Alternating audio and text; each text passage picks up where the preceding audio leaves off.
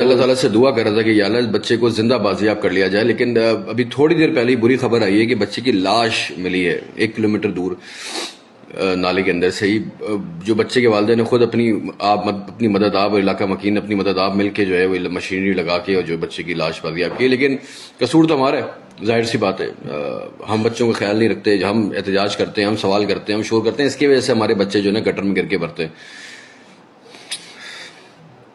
اللہ تعالیٰ ہمیں اپنے حقوق کے لیے آواز اٹھانے کے لیے، یا آپ یقین کریں ہم جس ظلم کو سہ کے بھی چپ بیٹھے ہیں نا، ہم سے بڑا ظالم کوئی نہیں ہے، ہم سے بڑا کوئی ظالم نہیں ہے. جتنے پیسے پیپلز پارٹی کے پاس، جتنے ہزاروں ارب روپے کا بجٹ ہے، اس کے باوجود یہ گٹر کا ڈھکن نہیں لگا سکے تو لعنت ایسی گورنمنٹ کے اوپر.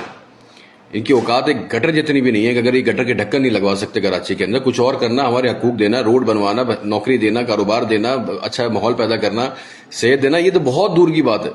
یہ تو شاید ہمارے مرنے کے بعد بھی پوری نہیں ہوگی، لیکن یہ ایک گٹر کے ڈھکن نہیں لگوا سکتے، یہ اس قابل نہیں ہے. اور بعد میں قصوروار ہمیں کہتے ہیں. اس عورت کی، اس ماں کی آپ نے دعائیاں سنی؟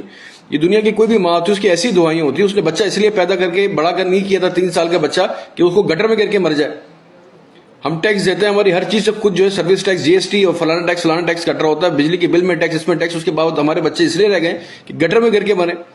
ہم لاکھوں روپے ٹیکس اس لیے دیتے ہیں کہ، اور اتنا بڑا بجٹ سندھ گورنمنٹ کے پاس اس لیے. وہ یہ کراچی صرف ہمارا نہیں ہے، کراچی میں پورا پاکستان رہتا ہے. یا سندھی رہتے ہیں، بلوچی رہتے ہیں، پٹھان رہتے ہیں، پنجابی رہتے ہیں، سرائکی رہتے ہیں. کراچی میں کون نہیں رہتا؟ اور یہ سب چپ کر کے بیٹھے ہوئے. یا تو ڈمپر کے نیچے ہمارے بچے مار دیے جاتے ہیں دبا کے کچل کے، یا گٹروں میں پھینک کے مارے جاتے ہیں، یا اسٹریٹ کرمنلز کے ہاتھوں گولی سے مار دیے جاتے ہیں. ہم لوگ اس لیے پیدا ہوئے تھے کیا؟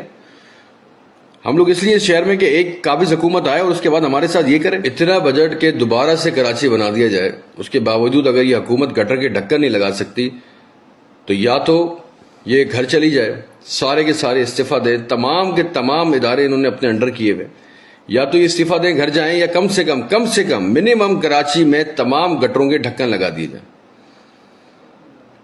اس کام کے لیے کراچی والے سب مل کے ان کو 1 مہینے کا ٹائم دیں.